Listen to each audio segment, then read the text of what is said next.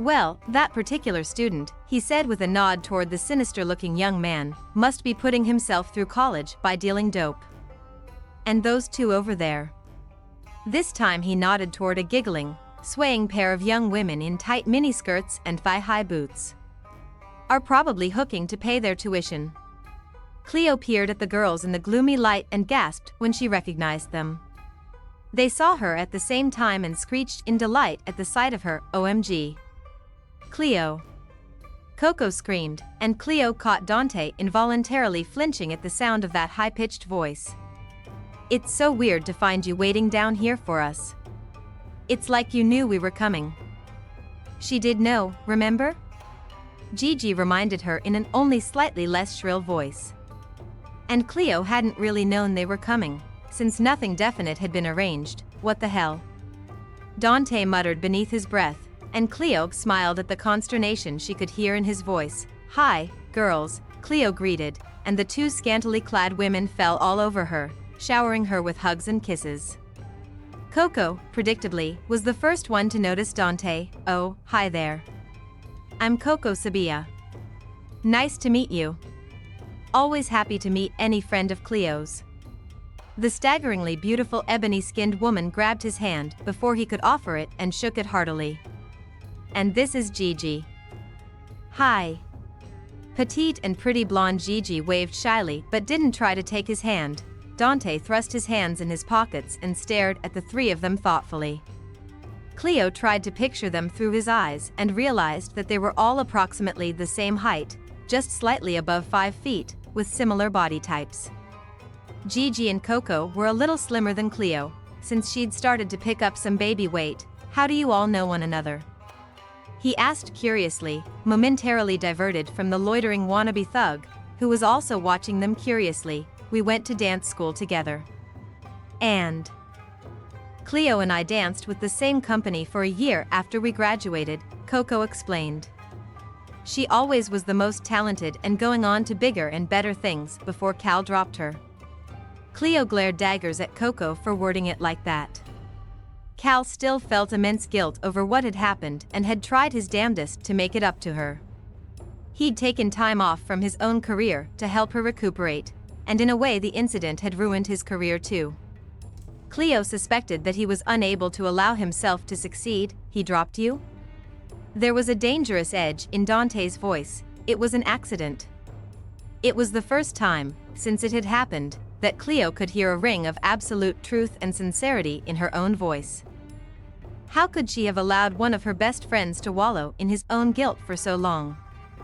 How could she have steeped herself in such absolute self-pity that she'd been blind to what she was doing to him? God, she was an awful person. Shallow, selfish, and weak. She shook her head, slightly dazed by the direction of her thoughts. She looked up at Dante, whose eyes were narrowed in concern, and hated the doubt she now felt about him, about how she was dealing with her pregnancy and his need to be involved. Yeah, well, his career took a hit after that too, Coco cheerfully divulged. This is ancient history, Coco. I'd rather not discuss it any longer, Cleo said pointedly, and Gigi, bless her soul, jumped right into the awkward breach. Well, we're here to take Cleo out for a night on the town. Would you like to join us, Mr. Damaso, he informed her, and held out a hand to Gigi, who shook it with enthusiasm. And I'm not sure Cleo's feeling up to a night on the town. The last was said with a worried look at Cleo, who felt a little punch-drunk after her epiphany. Cleo? Coco waved a hand in front of her dazed eyes. What's up with you, girl? Cleo blinked, finally coming back to the present. I'm a little tired. Not up to a night of partying, I'm afraid. Come on, don't be such a spoilsport, it'll be just like old times.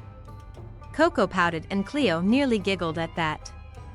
Old times had included early bedtimes, brutally long rehearsals, tired minds and bodies, and disgustingly painful feet.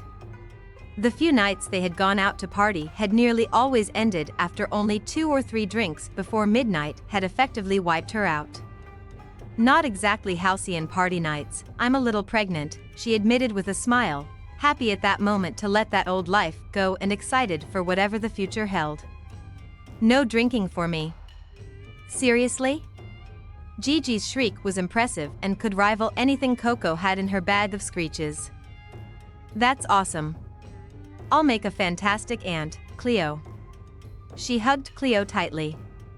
Cleo laughed at her enthusiasm. Coco seemed a little shell-shocked but hugged her as well. Wow, this is unexpected news, she said. Yeah, I'm making a few lifestyle changes. I have to leave this place, for one. Cleo pointed to the building behind her. I'll probably wind up moving in with the baby's dad.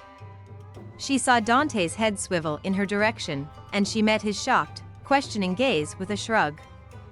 After everything she'd just learned about herself, she felt that maybe giving him the benefit of the doubt would be the best thing for her baby, for Dante, and for herself. She hoped this was the right course of action. Only time would tell. In the end, Coco and Gigi walked her up to her apartment, and Cleo managed to send Dante on his way after he extracted a promise from her that she would call him later. Cal wasn't home when the women reached the apartment, which was a blessing, in that he absolutely hated Coco and, to a lesser extent, Gigi, and a curse because Cleo was desperate to talk to him after her revelation. She figured he was probably uncertain of her mood and hiding out after abandoning her at the doctor's office that afternoon. Coco and Gigi stayed for a couple of hours, eating forbidden chocolate truffles, chatting about the company's new production of Cinderella and Coco's role as one of the evil stepsisters, Cal, the weather, and eventually Dante. So, that man is gorgeous, Coco said, licking some melted chocolate off her fingertips. Which one? Cleo asked evasively, and both Gigi and Coco threw her a dry look. Do we have to answer that? Coco asked incredulously. Okay, fine. Yeah, he's good looking. And he's the baby's dad? Coco prompted. With everything that had happened, was the non-disclosure agreement still valid? Cleo had no idea how things stood between her and Dante now. He's my ex-boss. She hedged. We were just going over some details involving my old job. He's a bit of a prick, actually. Most of that was technically true, so, who is the baby's dad? Gigi asked, falling for the subterfuge like the sweet, trusting soul she was. Coco's eyes told Cleo that she wasn't buying it at all, but thankfully she didn't pursue the matter. Nobody you'd know, Cleo said dismissively, before asking Coco another question about her new role. As a diversion, it was pretty effective, because there was nothing Coco loved more than talking about herself. Cal wasn't back by the time they left, so Cleo bit the bullet and called Dante. Luckily she still had his number in her phone. He answered after the second ring. Did you mean it? He asked without preamble. Yes, but there are a few caveats. Of course there are, he said drily. I won't have my freedom curbed, she said, ignoring his sarcasm. How the hell would I curb your freedom? He actually sounded offended. I won't shackle you to the kitchen sink or whatever the hell it is you're imagining. I just mean that I'll come and go as I please. I still dance regularly at a studio in Newlands, and I'm thinking of teaching a few classes to earn some money. She'd been thinking about this option more and more after her last visit to Susan's studio. Maybe it wouldn't be so bad. Maybe she could finally let go of her old ambitions and take pride in her students' achievements. It would help if said students were kids instead of teens or adults, though. She wasn't sure she'd be any good at it, but she was still excited at the thought of a fresh start. You don't have to work, Dante said. Yes, I do. There was a long silence after that firm proclamation before she heard him clear his throat. What else? He asked. My life is my own, and where I go, what I do, and who I do it with are none of your concern. You mean with men? I mean in general. But yeah, any relationships, platonic or otherwise, I happen to form with other men are not your business. You intend to get involved with guys while you're pregnant? Who knows? Life is weird like that. Fine, and the same rule applies to me. Whatever. Like she cared. Okay, maybe she cared. A little. And we'll be looking for a small, not huge, expensive, or ostentatious, place for the baby and me to move into after he's born. The place will be in his name. It will never belong to me. Any money from you will go toward my medical bills and the baby's necessities, like clothes, medical bills, and education. I want to set up a trust fund and a university fund." She let him have that one, since the next one was so important to her. "The baby's last name will be Knight, and while you will play a role in his or her life, you will never be named as this child's father." He was silent for so long that she feared they had lost the connection. When his voice eventually broke the silence, it was quiet and a little hoarse. "Fine." Cleo exhaled the breath she'd been holding and allowed herself to relax. "I want all of that in writing and witnessed by both attorneys before I move in," she added shakily. "Right." After another achingly long silence, Cleo felt her eyes well up with tears. She hoped to God this was the right move for all of them. She didn't want to be unfair, but she didn't want to screw herself over either. "Dante," she whispered. "Yeah? Thank you. Mi placer, cielo." The Spanish startled her. Dante's English was so good that, despite his accent, she sometimes forgot that Spanish was his first language. She was starting to learn that he only ever used it when he was under emotional duress. "I think I'll have to tell Luke about this now," she acknowledged, saddened by how the news would potentially affect her brother. "I should do it," Dante insisted. "It is the man's duty. And I should have told him long before now." "Dante, there's no need for this sexist BS," she said. "He's my brother. I know how to handle him. I'll do it." She could hear him practically gritting his teeth as he said it, and she sighed, remaining silent to avoid an argument but already planning when and where to tell her brother about the thing with Dante. She just needed to get to Luke before Dante did, which would be easy since Dante was a slave to his schedule. He seemed to take her silence for tacit agreement and changed the subject by asking her when she thought she'd be ready to move in. "I'm not sure," she said.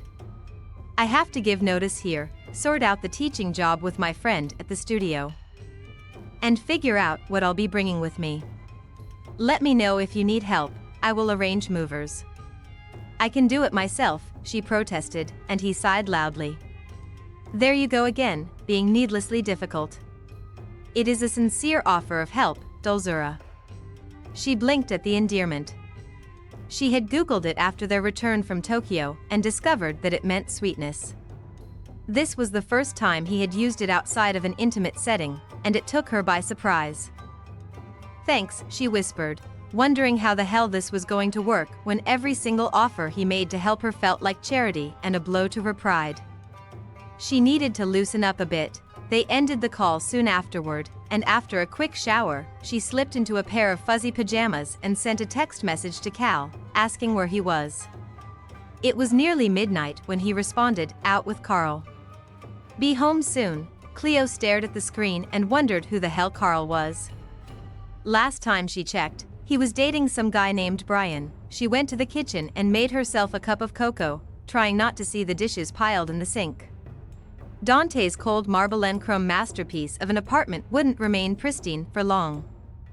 She wasn't the neatest of roommates, and she hoped for his sake he'd meant it when he said he wouldn't be around much. She was sitting at the kitchen table when Cal finally breezed in about 10 minutes later, and she got up immediately to walk straight into his arms and hug him tightly.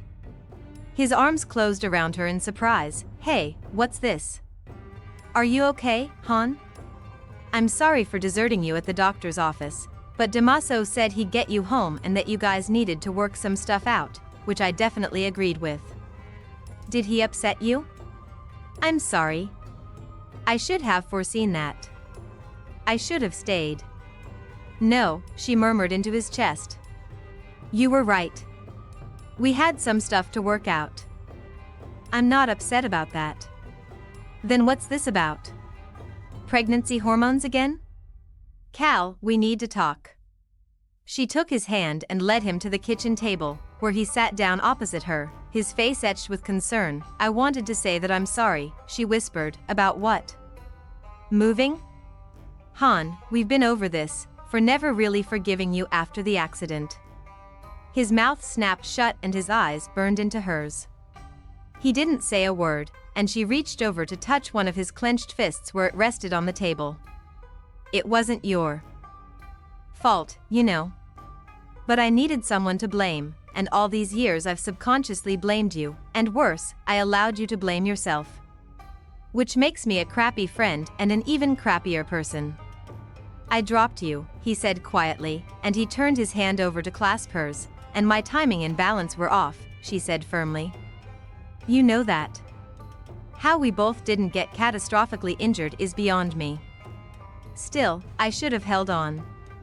I was taller, stronger, Han, she said, using his nickname for her, and he smiled through the tears that were starting to glitter in his gray eyes. You're only human.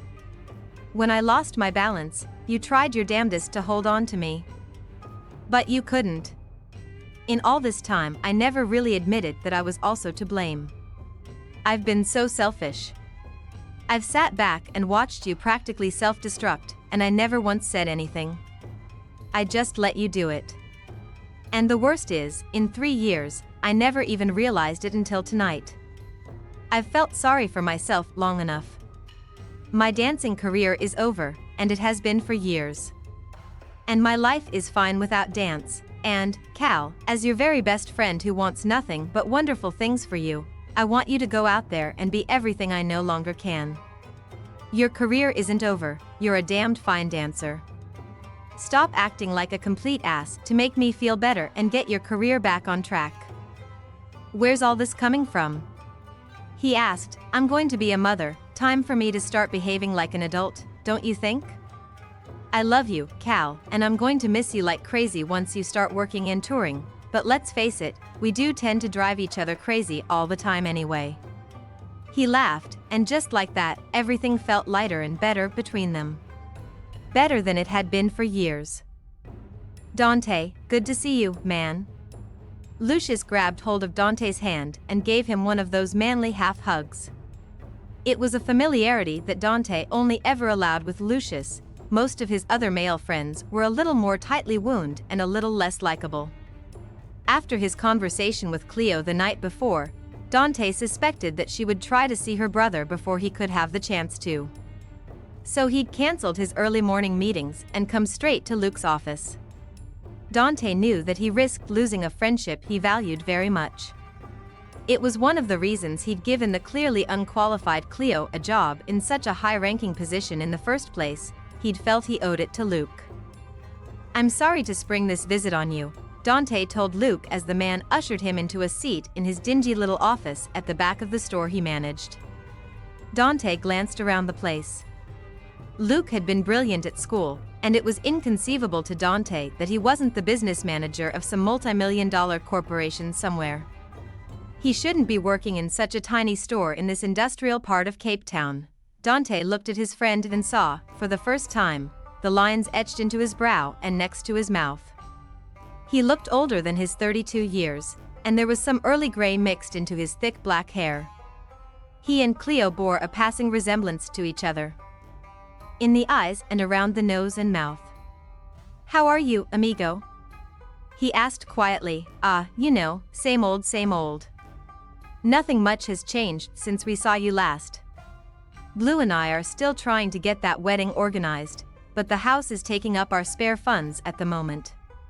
Dante had offered years ago to help out with the house, but Luke was as stubborn and proud as his sister.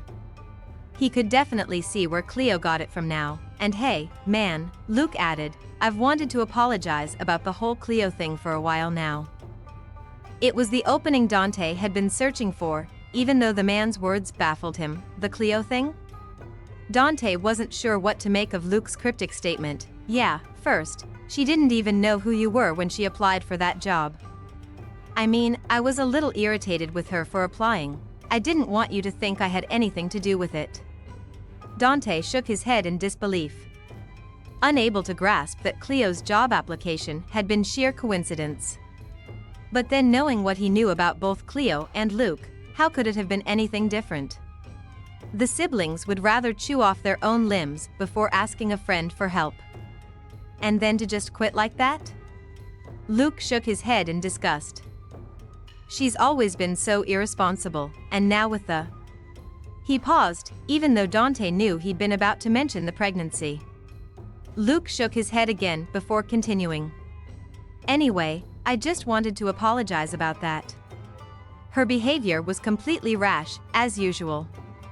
Something about the way Luke was denigrating Cleo rubbed Dante the wrong way, especially since it was completely unfair. You shouldn't be so harsh on her, Dante said, and Luke did a double take. What? You shouldn't be so hard on her. She didn't quit. I fired her. You did? Luke's brow furrowed as he tried to process this new information. Why? What did she do? Maybe you should give your sister the benefit of the doubt once in a while. Dante said, and Luke's eyes narrowed. Dante, he said, his voice going dangerously quiet. What's this about?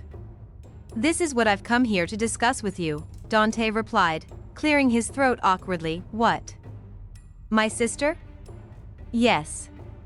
And the baby.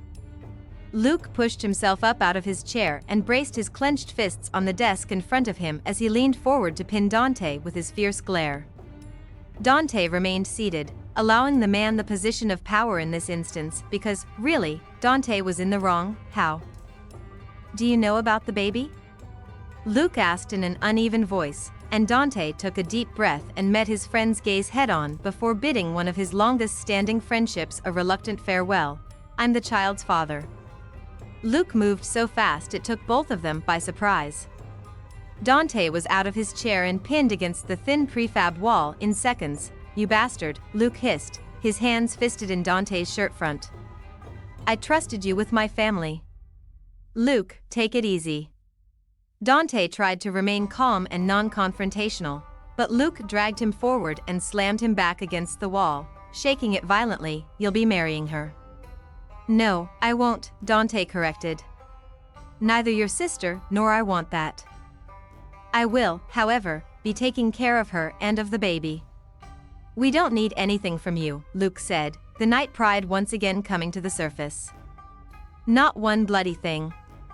If you won't do the right thing and marry her, then I'll take care of her and the baby. Don't be ridiculous, Lucius. The baby is my responsibility. Cleo, while she's pregnant, is my responsibility. You have Blue and the house to take care of. Cleo will be moving in with me for the remainder of her pregnancy, and after that she'll be moving into a house that I will purchase in our child's name, as per her wishes. Yeah, money buys you out of every undesirable situation, doesn't it?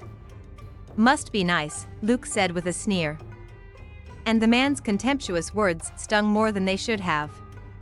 Dante tried not to let them affect him, but it was hard when Luke's opinion of him had just hit rock bottom. My sister and her child are not for sale. You can take whatever the hell deals you have made with her and shove them up your ass. Get out of my office. The arrangements that Cleo and I have made have nothing to do with you. I only came to tell you about our plans out of respect for you and for our friendship. You have so much respect for me that you used my sister like one of your little sluts? And then tossed her aside like rubbish when she turned up pregnant? And worse than that, you fired her? Why? Because your mistake would be staring you in the face every day as she grew bigger and bigger with your little bast.